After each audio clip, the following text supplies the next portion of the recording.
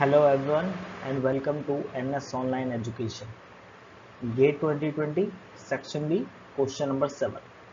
DNA synthesized from an RNA template is called option A recombinant DNA, option B transcript, option C tDNA and option D complementary DNA. Let's solve this question. So what we're gonna do now, we will go through each and every option and understand the concept behind it. और इसका motive ये है कि हम जो भी important topics हैं जो गेट में आ रहे हैं उनको हम रिवाइज करना चाह रहे हैं, वो हमसे छूट ना जाए, इसलिए हम सारे ऑप्शंस को समझेंगे इस वीडियो में, लास्ट में उसका आंसर करेंगे। मेन मोटिव रिवीजन और उसके कॉन्सेप्ट को समझना है, क्योंकि ये इम्पोर्टेंट टॉपिक हो गया है, क्योंकि गेट में आया है। ठीक है, तो देखिए सबसे पहला ऑप्शन है रिकम्बिनेंट डीएनए, बहुत ही बेसिक है, जैसे कि आप इस इमेज में भी देख सकते हैं।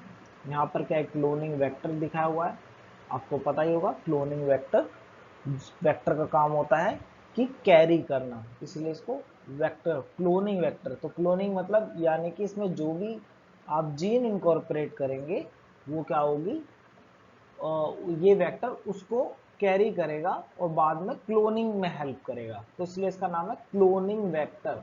बेसिकली क्या होता है, बैक्टीरिया के अंदर क्या होता है, एक तो क्रोमोसोम होता है उसका खुद का क्रोमोसोम, और उसके साथ में एक एक्स्ट्रा क्रोमोसोमल डीएनए प्लाज्मिड की फॉर्म में होता है। यही वो जो प्लाज्मिड है, इसको मॉडिफाई कर लेते हैं ज्यादातर। अब जो मार्केट में अवेलेबल वेक्टर्स हैं वो मॉडिफाइड हैं, ठीक है। लेकिन कुछ जो स्टार्टिंग में जब इस चीज का पता चला कि ये एक्स्ट्रा क्रोमोसोमल डीएनए होता है बैक्टीरिया के अंदर, प्लाज्मिड बोलते हैं उसको, उसको भी कई बार यूज किया गया स्टार्टिंग में, लेकिन अब तो सब मॉडिफाइड है। ठीक है, अब सब मतलब उनको क्या है, रिकम्बिनेंट डीएनए टेक्नोलॉजी के थ्रू उनको और बेटर बनाया गया है, ताकि उनको स्पेसिफिकली एक स्पेसिफिक पर्पस के लिए यूज किया जा सके। तो यहाँ पे एक बेसिक एग्जांपल हम समझ रहे हैं कि एक वेक्टर है जिसका काम होता है कैरी करना, जैसे कि वेक्टर खुद ही अपने नाम से सजेस्ट कर रहा है। दूसरा यहाँ पे एक यूकैरियोटिक क्रोमोसोम आपको दिखाया हुआ है। बेसिकली पर्पस ये होता है रिकम्बिनेंट डीएनए टेक्नोलॉजी, यानी कि ये जो हम यहाँ पे देख रहे हैं, दो पर्पस है। या तो हम किसी ऐसे प्रोटीन को एक्सप्रेस कराना चाह रहे हैं, किसी प्रोटीन को, जीन को एक्सप्रेस करा करके प्रोटीन फॉर्मेशन कराना चाह रहे हैं, ठीक है, जो कि हमारे लिए एसेंशियल है और मार्केट वैल्यू है जिसकी।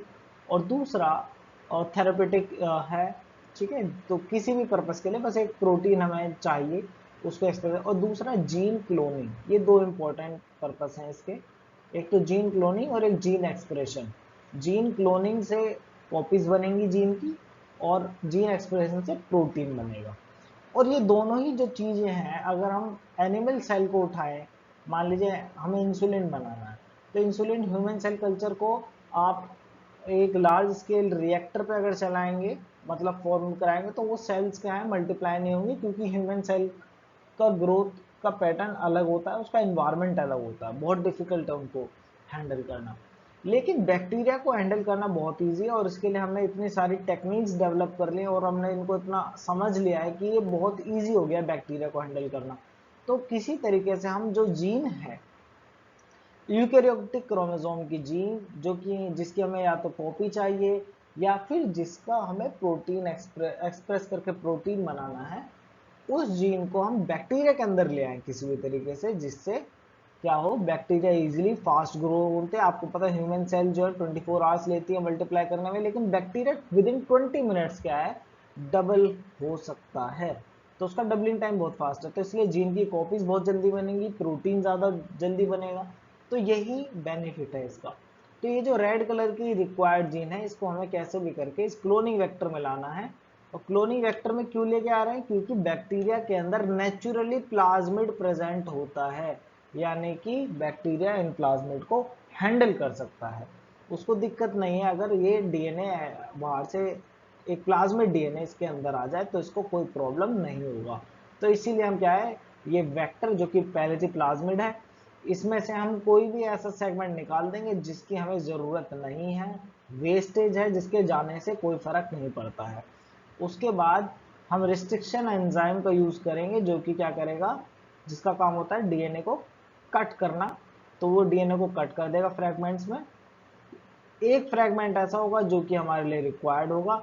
ये फ्रैगमेंट जा करके क्या करेगा, इस वेक्टर में, देखिए वेक्टर भी कट किया है, लेकिन वेक्टर क्या है, स्पेसिफिकली कट होते हैं, यानी कि इनके ऊपर रिस्ट्रिक्शन एंजाइम साइट होती हैं, जिनके थ्रू हम इन्हें स्पेसिफिकली स्पेसिफिक पोर्शन पे कट करते हैं, जिससे कि ये जो हमारा रिक्वायर्ड डीएनए मॉलिक्यूल है वो जाकर के लाइगेट कर सके। और उसके लिए जो एंजाइम लगता है वो डीएनए लाइगेज है। अब ये जो आपका बन गया रिकम्बिनेंट वेक्टर, और ये एक रिकम्बिनेंट डीएनए भी है। ठीक है, अभी मैं सारी डेफिनेशंस एक्सप्लेन करूंगा, एक बार इसको समझ लीजिए कि रिकम्बिनेंट वेक्टर बन गया और यही रिकम्बिनेंट डीएनए है। क्या होता है रिकम्बिनेंट डीएनए? रिकम्बिनेंट डीएनए आपका होता है कि ये एक आर्टिफिशियली क्रिएटेड मॉलिक्यूल है। तो देखिए यहाँ पर हमने क्या करा है, वेक्टर के साथ जीन को इनकॉर्पोरेट करा करके क्या करा है, एक आर्टिफिशियली क्रिएटेड डीएनए मॉलिक्यूल बनाया है, जो कि नेचर में पहले से नहीं था। प्लाज्मिड कहीं से लेके आए, बैक्टीरिया से, और जो जीन है वो तो यूकैरियोटिक क्रोमोसोम से उठा लिया। ठीक है, तो इसको दोनों को मिला करके जो एक नया मॉलिक्यूल बना है, जो कि नेचर में पहले कभी एग्जिस्ट ही नहीं करता था, इस टाइप के मॉलिक्यूल को रिकम्बिनेंट डीएनए बोलते हैं। ठीक है, आई होप ये आपको क्लियर हो गया होगा कि रिकम्बिनेंट डीएनए होता क्या है। पर्पस भी आपको क्लियर हो गया कि इस टेक्नोलॉजी का पर्पस क्या है। सिंपली इसको फिर इनकॉर्पोरेट कराएंगे बैक्टीरिया सेल के अंदर, जिसको होस्ट सेल बोलते हैं। ठीक है, अब होस्ट सेल क्या है, मल्टीप्लाई करेगी, जिससे एक तो प्लाज्मिड की कॉपीज बनेंगी, क्योंकि जब बैक्टीरिया मल्टीप्लाई करता है तो उसकी प्लाज्मिड भी मल्टीप्लाई करता है उसके क्रोमोसोम के साथ। ठीक है, तो दोनों की कॉपी बनती है। इससे क्या होता है, जीन की तो कॉपी हो गई, क्यों, बैक्टीरिया मल्टीप्लाई होकर दो बनेगा तो प्लाज्मिड भी तो दो हो गए।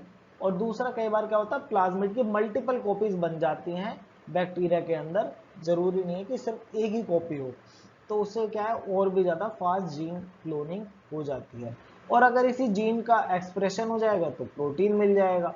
और इस टाइप का जो प्रोटीन है, जो कि रिकम्बिनेंट डीएनए से बनता है, यानी कि जो रिकम्बिनेंट डीएनए मॉलिक्यूल है उसके एक्सप्रेशन से अगर कोई प्रोटीन बनता है, तो ऐसे प्रोटीन को रिकम्बिनेंट प्रोटीन बोलते हैं। ठीक है, आई होप ये आपको समझ में आ गया होगा कि रिकम्बिनेंट प्रोटीन क्या है, रिकम्बिनेंट डीएनए क्या है। ये बस एक रिवीजन है, तो थोड़ा फास्ट फॉरवर्ड करके देख लेना 2x पे, ताकि जल्दी जल्दी हो जाए। बाकी फिर क्या है, रिकम्बिनेंट ये जो होस्ट सेल बनाई है, जिसके अंदर हमने ये इनकॉर्पोरेट कराया है मॉलिक्यूल, ये रिकम्बिनेंट वेक्टर इनकॉर्पोरेट कराया है, ऐसी सेल को हम रिकम्बिनेंट बोलते हैं, क्योंकि ये भी पहले नेचर में नहीं थी, इसको तो हमने बनाया है, इसलिए ये भी क्या है, रिकम्बिनेंट है। ये पहले नहीं थी, ये बनी है, इसलिए a transform cell that contain a recombinant DNA molecule, ऐसी सेल को रिकम्बिनेंट बोलते हैं। तो तीन चीजें क्लियर हो गई, रिकम्बिनेंट डीएनए, रिकम्बिनेंट प्रोटीन। फिर आता है रिकम्बिनेशन। ये जो पूरी प्रोसेस अभी हमने पढ़ी है यहाँ पर, ये जो पूरी प्रोसेस आपने पढ़ी है, ये है रिकम्बिनेशन। ठीक है, the exchange of DNA sequence between different molecules occurring either naturally or as a result of DNA manipulation, basically DNA manipulation. okay, so इस प्रोसेस को बोलते हैं रिकम्बिनेशन। लास्ट है रिकम्बिनेंट डीएनए टेक्नोलॉजी। तो यहाँ पर ये जो पूरा प्रोसेस अभी हमने किया है, यहाँ से लेकर के यहाँ तक, इस प्रोसेस में बहुत सारी टेक्निक्स का यूज हुआ है, और यही जो टेक्निक्स हैं इसको रिकम्बिनेंट डीएनए टेक्नोलॉजी बोलते हैं, जिसमें हमने डीएनए लाइगेज यूज किया, रिस्ट्रिक्शन एंजाइम्स यूज करे, और भी बहुत सारी मशीन वगैरह सारी चीजें यूज होती हैं। इस पूरी जो टेक्निक है इसको रिकम्बिनेंट डीएनए टेक्नोलॉजी बोलते हैं। ओके, नाउ तो ये हो गया मेरा पहला ऑप्शन कि रिकम्बिनेंट डीएनए क्या होता है। ठीक है, क्लियर हो गया, कोई ऐसा डीएनए मॉलिक्यूल जो कि आर्टिफिशियली क्रिएटेड है, पहले से नेचर में एग्जिस्ट नहीं करता। तो ऑब्वियसली पहले से नेचर में एग्जिस्ट नहीं करता, तो किसी दो मतलब तोड़ या जोड़ करके आपने वो डीएनए मॉलिक्यूल बनाया होगा। नेक्स्ट ऑप्शन है टीडीएनए। टीडीएनए के लिए समझने के लिए सबसे पहले हमें पता करना पड़ेगा आखिर ये एग्रोबैक्टीरियम टूमेफिसिन क्या चीज है।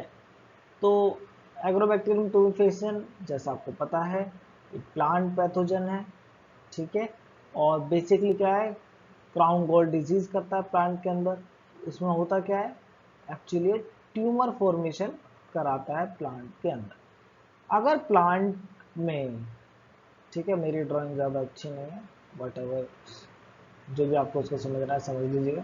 अगर प्लांट में कहीं पे भी कट वट लग जाए या कुछ भी कहीं पे डैमेज हो जाए किसी भी वजह से, तो होता क्या है, वहां से फिनोलिक कंपाउंड रिलीज होते हैं। और अगर बाय चांस वहां पर आपका ये एग्रोबैक्टीरियम ट्यूमिफेसिन पहले से वहां पर प्रेजेंट है, तो ये भाई साहब इन फिनोलिक कंपाउंड को डिटेक्ट कर लेंगे और इनके जो वायरुलेंस जीन है ये एक्टिवेट हो जाते हैं। और वायरुलेंस जीन एक्टिवेट करके मशीनरी प्रोटीन वगैरह फॉर्मेशन कराते हैं, रिस्ट्रिक्शन एंजाइम वगैरह बनाते हैं, बहुत सारी चीजें बनाते हैं, पूरी मशीनरी डेवलप कर लेता है। और उस मशीनरी का काम होता है कि जो टी डीएनए है, ये टीआई प्लाज्मिड है।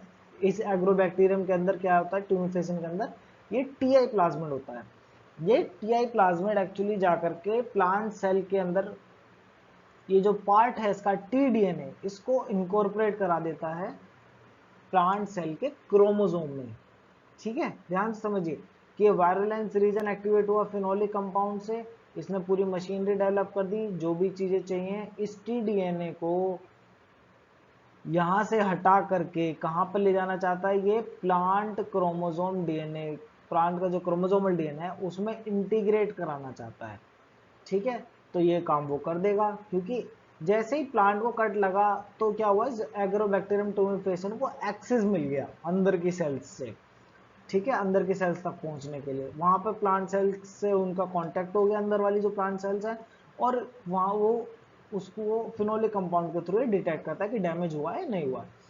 ठीक है, वायरुलेंस रीजन एक्टिवेट हुआ, टीडीएनए के लिए मशीनरी तैयार हो गई कि इसको यहाँ से कट करना है टीडीएनए को, और इस भाई साहब को लेके जाना प्लांट सेल के अंदर, प्लांट सेल के अंदर पहुंचेगा, फिर वहां पर भी इस टीडीएनए को यहाँ से निकाल करके कहाँ पे प्लांट क्रोमोसोमल डीएनए में इनकॉर्पोरेट करा दिया जाएगा। और इनकॉर्पोरेट कराने के बाद क्या होगा, इसका एक्सप्रेशन होगा। और एक्सप्रेशन के बाद दो चीजें होती है, होता है रैपिड सेल डिवीजन और synthesis of opine. Rapid cell division इसलिए जरूरी है क्योंकि वो डिजीज क्रिएट करना चाहता है, ये आपका एग्रोबैक्टीरियम ट्यूमिफेसिन। वो क्यों करना चाहता है, क्योंकि इसको चाहिए ओपाइन। ओपाइन इसके लिए क्या है, न्यूट्रिशन का काम करता है बैक्टीरिया के लिए, ओपाइन उसके लिए फूड है। तो बैक्टीरिया को ये ओपाइन चाहिए, वो फूड उसको मिल जाएगा। और ज्यादा फूड लेने के लिए क्या करता है, क्राउन गोल्ड डिजीज यानी कि रैपिड सेल डिवीजन करा देगा। जितनी ज्यादा इस टाइप की सेल्स, क्योंकि अब ये डीएनए इनकॉर्पोरेट हो गया है क्रोमोसोम में, तो अब ये सेल जब डिवाइड करेगी तो क्या होगा, ये डीएनए इसकी कॉपी बन जाएगी, यानी कि ये अब ये जो प्लांट सेल डिवाइड होगी तो ये जीन जो है वो सब सेल्स के अंदर जाएगी, तो यानी कि ओपाइन प्रोडक्शन बढ़ जाएगा और इस बैक्टीरिया की ग्रोथ वहां पे फास्ट होने लगेगी, डिवाइड करने लगेगा बहुत तेजी से। और इस वजह से क्या होता है, ट्यूमर फॉर्मेशन, ओपाइन का सिंथेसिस और बैक्टीरिया की वहां पर मौज आ जाती है। ठीक है, तो ये है बेसिकली एग्रोबैक्टीरियम ट्यूमिफेसिन यही चाहता है।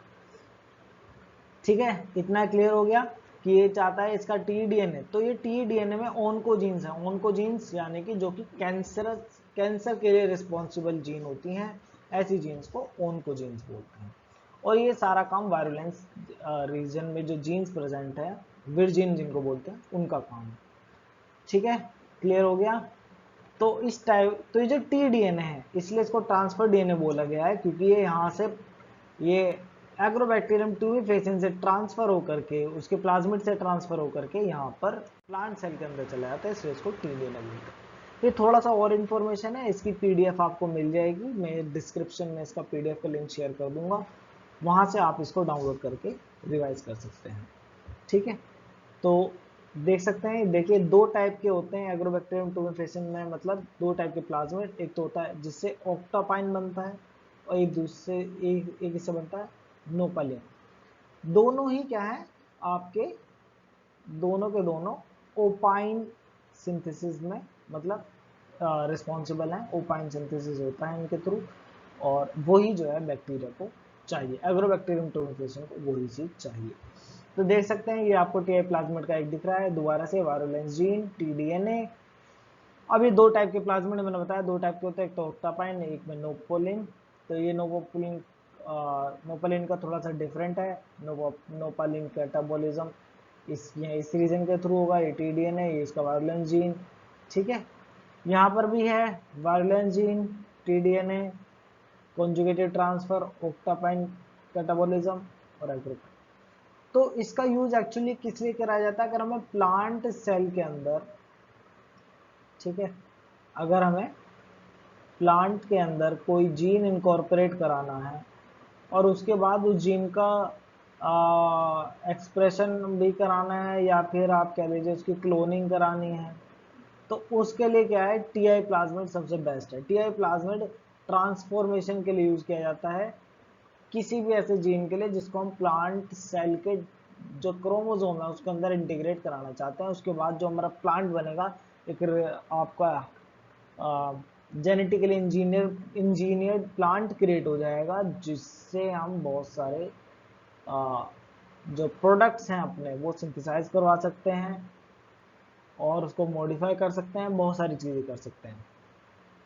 ठीक है, तो मेन चीज है टीडीएनए।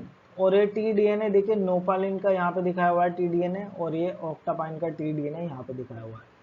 ठीक है, देखिए ये होता है लेफ्ट बॉर्डर और राइट बॉर्डर, ये इंपॉर्टेंट है क्योंकि ये जो लेफ्ट बॉर्डर और राइट बॉर्डर है यही हेल्प करते हैं क्या, किस चीज में हेल्प करते हैं, ये हेल्प करते हैं प्लांट के क्रोमोसोम में इंटीग्रेशन में। कि प्लांट का अगर क्रोमोसोम है तो ये यहाँ पर इंटीग्रेशन तभी होगा जब ये लेफ्ट बॉर्डर और राइट बॉर्डर की वजह से। ये बॉर्डर कभी भी इसके अंदर इनकॉर्पोरेट नहीं होंगे प्लांट क्रोमोसोम के अंदर, सिर्फ और सिर्फ ये जो इनसाइड पार्ट है ये इनकॉर्पोरेट होता है। ये इस टेबल में आप देख सकते हैं कि यहाँ पर जो genes DMN, TMS, TMR, TML and NOS, इनमें इनका फंक्शन क्या है वो आपको इस टेबल के थ्रू मिल जाएगा। ज़्यादा डीप में नहीं जाना है, बस आपको एक ओवरव्यू देना है। Next thing and the last one is cDNA और कॉम्प्लीमेंट्री डीएनए। तो कॉम्प्लीमेंट्री डीएनए को समझते हैं। इसके लिए हमें समझना पड़ेगा रिवर्स ट्रांसक्रिप्शन, और कह सकते हैं रिवर्स ट्रांसक्रिप्शन। तो देखिए रिवर्स ट्रांसक्रिप्शन होता क्या है कि आपने पढ़ा होगा कि जो इंफॉर्मेशन का फ्लो है वो होता है डीएनए से आरएनए और आरएनए से प्रोटीन। ये आपको पता है कि ये इंफॉर्मेशन का फ्लो इस तरीके से होता है। तो पहले माना जाता था कि जो, और डीएनए का रेप्लिकेशन आपको पता होगा, डीएनए का रेप्लिकेशन,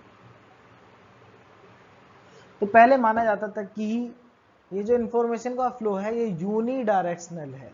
ये क्या है, यूनिडायरेक्शनल है। मैं एक इस पे वीडियो भी बनाऊंगा अभी रिवर्स ट्रांसक्रिप्शन पे, पूरा काफी डिटेल में उसको समझाऊंगा। तो यहाँ पर लेकिन क्या है, यूनिडायरेक्शन माना जाता था, इसको central dogma of molecular biology बोलते हैं। लेकिन बाद में पता चला है कि यूनिडायरेक्शनल नहीं है, एक्चुअली ये रिवर्स हो सकता है, ये आरएनए से भी डीएनए बन सकता है। और यही बहुत इंपॉर्टेंट डिस्कवरी थी जिसके लिए 1975 में टिमेन, बाल्टीमोर और एक और पर्सन थे, इन तीनों को नोबेल प्राइज दिया गया था। उन्होंने फाइंड आउट किया था कि आरएनए से डीएनए में भी इंफॉर्मेशन वापस बैकवर्ड फ्लो भी हो सकता है। और इसके लिए जो एंजाइम रिस्पॉन्सिबल है उसका नाम है रिवर्स ट्रांसक्रिप्टेज। ये रिवर्स ट्रांसक्रिप्टेज जो है इसको इन्होंने फाइंड आउट करा। ठीक है, टिमिन ने पहले सबसे पहले बोला, टिमिन जो भाई साहब जी थे उन्होंने बताया कि ऐसा नहीं है, ये जो आप बोल रहे हैं कि डीएनए से आरएनए, आरएनए से प्रोटीन, ऐसा नहीं हो सकता। ऐसा भी हो सकता है कि आरएनए से भी डीएनए हो सकता है, लेकिन कोई उनकी बातों को मान नहीं जाता। लेकिन बाद में टिमिन ने और उनके साथ ही एक बाल्टीमोर है, उन्होंने इंडिपेंडेंटली जो है रिवर्स ट्रांसक्रिप्टेज को लोगों के सामने बताया कि ये एंजाइम रिस्पॉन्सिबल है और इसके थ्रू आरएनए से डीएनए भी बनाया जा सकता है। ठीक है, तो ये टिमिन बाल्टीमोर का योगदान हमारे लिए, हमारे सिलेबस के लिए।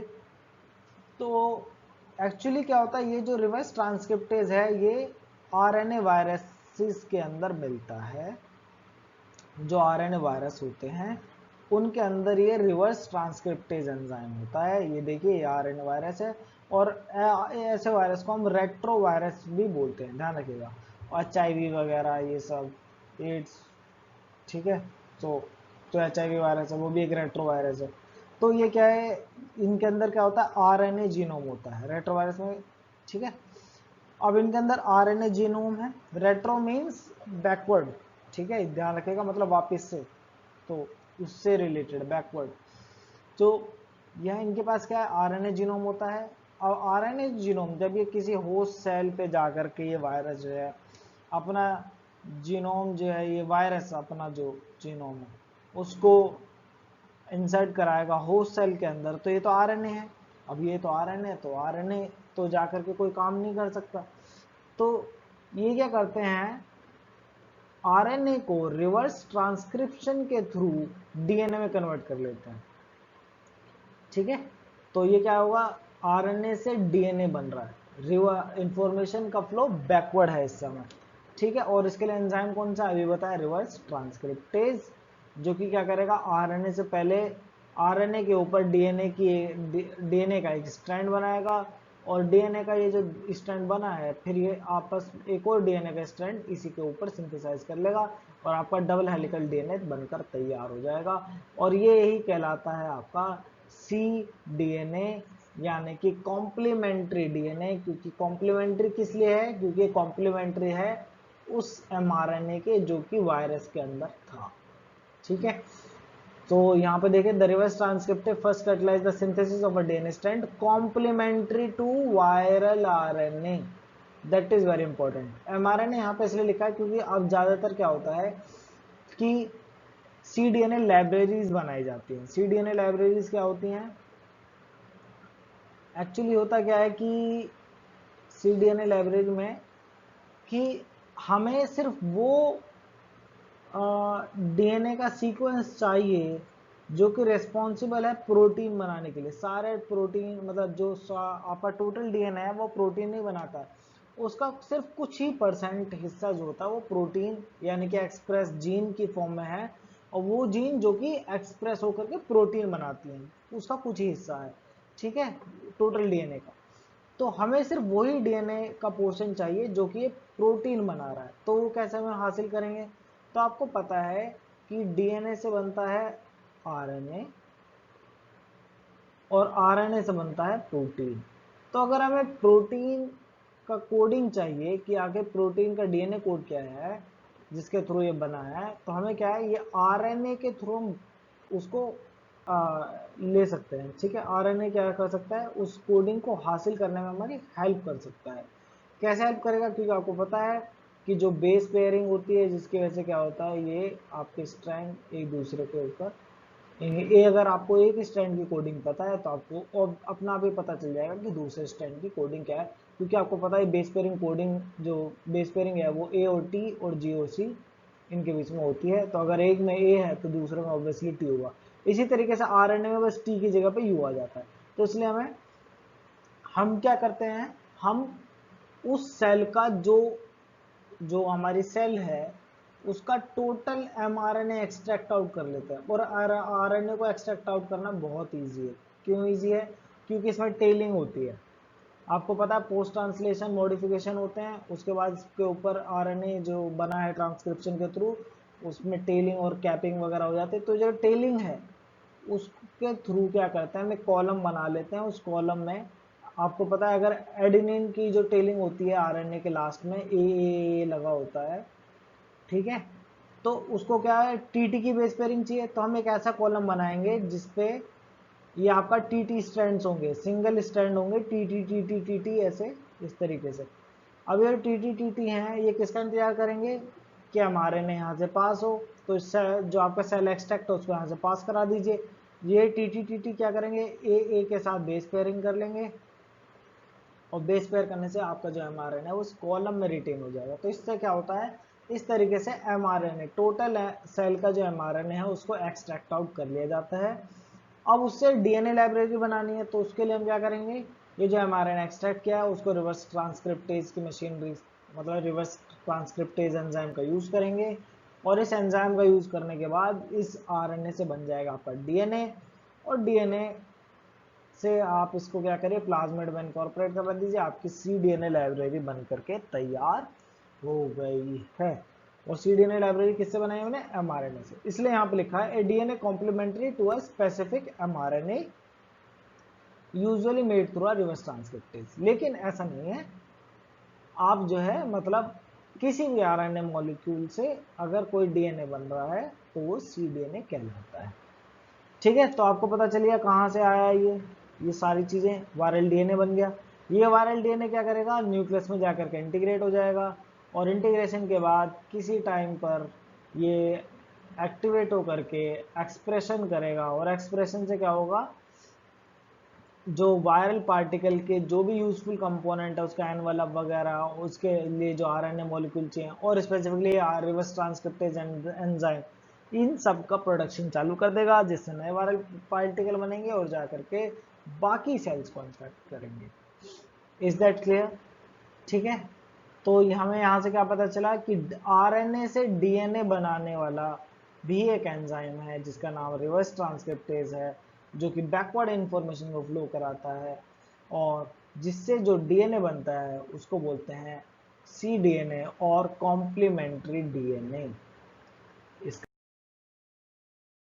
हमारा जो आंसर है वो है option number D, that is complementary DNA.